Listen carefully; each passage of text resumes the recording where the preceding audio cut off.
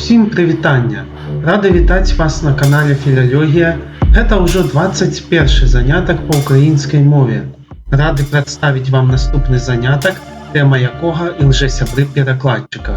То бок менавіта сёння вывучым некаторыя самыя вядомыя ілжэсябры перакладчыка, якія могуць крыху, альбо і не троху, заблытаць беларускамоўнага чалавека, які працуе з матэрыяламі на ўкраінскай мове. Таксама гэты занятак будзе карысны для украінамоўных людзей, якія вывучаюць беларускую мову. Па-ўкраінску гэтыя словы звычайна называюць фальшыві друзі перакладача, або хыбні друзі перакладача, або міжмоўні омонімы. Для пачатку наогул варта прыгадаць, што такое ілжэсябры перакладчыка.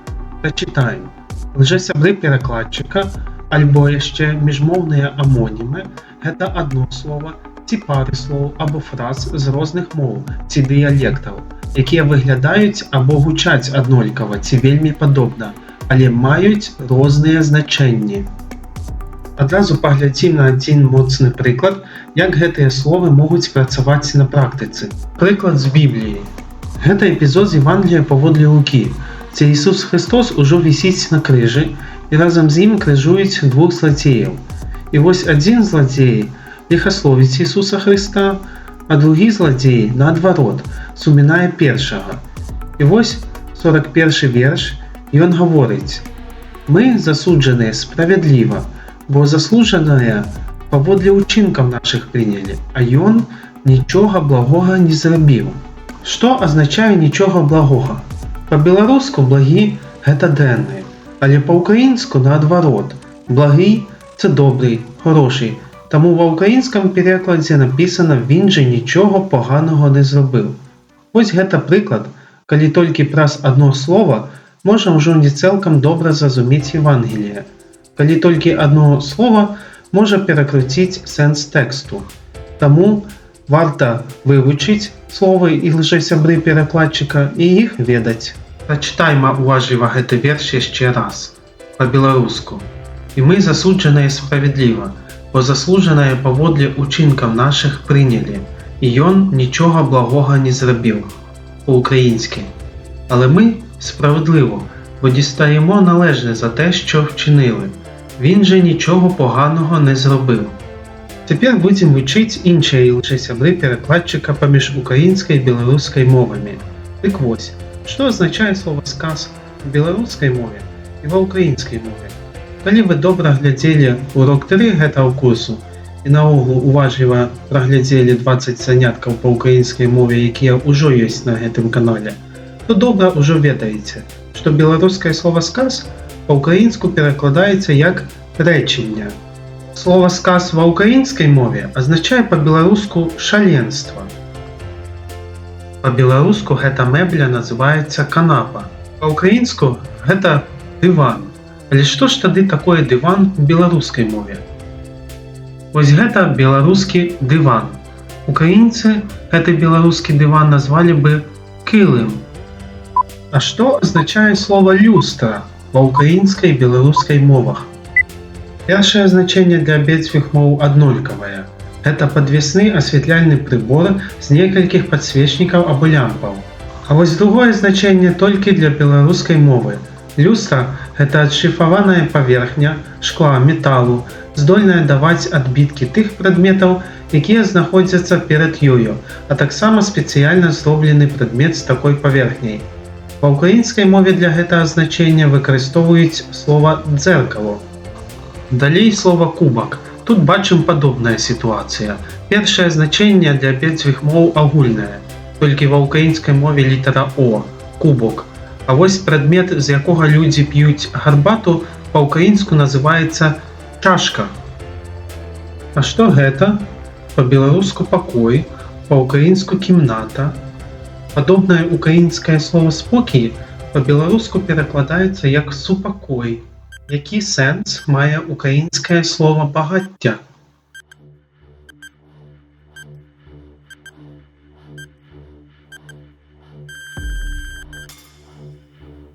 Вогнішча. Вогнішча. А беларускае багацце у значэнні дастатак па-ўкраінску Багатство. Далі ще вивчимо некалькі лжесябров. Твар. По-українську обличчя, а не тварина. Чигунка. По-українську залізниця. Залізниця.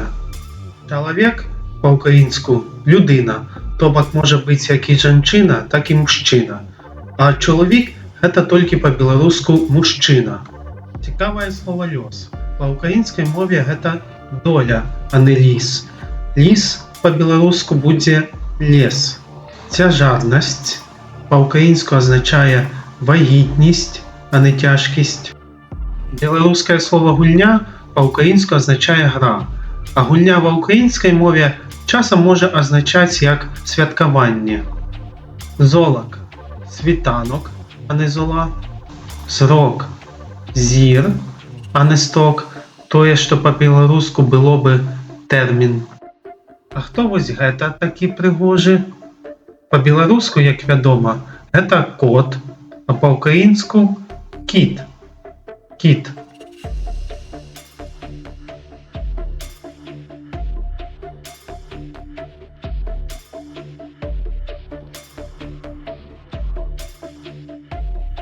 Але коли кот – це кіт, то що гэта за риба тоді така? Запам'ятайте, по-білоруську кіт, а по-українську кіт. Кіт. Блискавка. Маланка. Полиця. Паліця. Тое, на що щось можна ставити. А ось палиця в українській мові – це по-білоруську палка. Слово плот – це менавіта по-українську паркан. А вось гэты персонаж у беларускай мове цмок, ва ўкраінскай дракон. Веды – гэта не толькі святыя тэксты індуізму па-ўкраінску, але яшчэ знання. Працяг – па-ўкраінску продовження, а процяг – па-беларуску скразняк. Беларускае слова узор – гэта не толькі узор, але яшчэ па-ўкраінску зразок.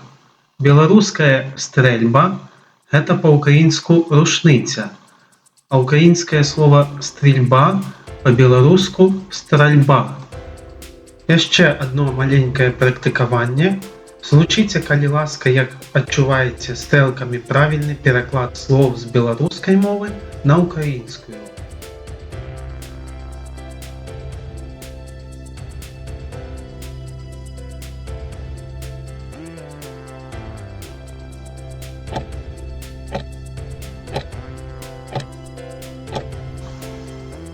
Панадворак, подвір'я, приказка, прислів'я, примавка, приказка, прислов'я, прислівник, цікавний, допитливий, надвор'я, погода, цікавий, цікавий.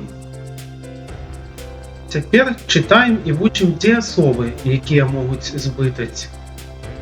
Безціць – ганити, дивіться – дивуватися, глядіть – дивитися, радіть – рідчати, радуватися – радіти, раїть – радити, дотичиться – стосуватися, танець – дешевшати, розставать – танути, мерці – мерти – помирати, стосуватися – відповідати комусь чомусь. Некалькі лжесяброў прыметнікаў. Вадкі па-ўкраінску рідкий, гаркавы па-ўкраінску гіркуватый, зычны па-ўкраінскай мове не толькі зычны, але і прыголосны прагук. Сталы не толькі сталы, але і дорослый, зрілый. Займеннікі. Пра гэтыя займеннікі вы можаце даведацца з занятку пра займеннікі на гэтым канале, але тут в кантэксце вывучэння тэмы і лжесябры-перакладчыка прачытаем некаторыя. Недзе, дэсь, некуды, кудысь, нехта, хтось, нечый, чыйсь, нешта, щось, свае, свої, твае, твої, мае, мої. Украінскія ілжэсябры маюць амаль аднолькавы пераклад на беларускую мову. Вы можете сабе запамятаць, калі беларускі займеннік в першым складзе мае літару галосную «е», тады пераклад будзе зусім іншым украінскім словам. Але калі першая галосная літара «і», тады пераклад будзе амаль практычна аднолькавым словам. І памятайце пра прыналежныя займеннікі. У беларускай мове літара «е» свае – гэта множны лік. Але ва ўкраінскай мове гэта паказвае ніякі род. Свае, твае, мае – гэта займеннікі ніякага роду. І апошняе слово, якое мы вывучым з тэмы лжэсябры перакладчыка, гэта няпэўна колькасны лічэбнік шмат. Па-ўкраінску ён гучыць як багато. Прачытаем прыклад выкарыстання. Прыклад, які на пачатку таксама з Бібліі.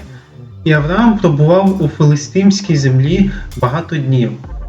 І жив Абрагам у землі філістимській, як прихадзень шмат дзён. Українське слово «шмат» по-беларуску мае пераклад «кавалак». Вось такі атрымаўся занятак пра ілжэсябры перакладчыка ў беларускай і украінскай мовах. Пішыце свае каментары, калі ёсць што сказаць. Пішыце, што вам спадабалася, што не. Можете напісаць свае ўласныя прыклады, выкарыстоўваючы ілжэсябры перакладчыка, якія вы вывучылі ў гэтым занятку. Яшчэ ёсць просьба. Пішыце таксама тое, што вы хацелі бы яшчэ даведацца па ўкраінскай мове, якія тэмы, словы зразумець і гэтак далей. Да пабачэння і ўсяго прыгожага. Ставце падабайкі, падпісывайцеся на канал і да сустрэчы!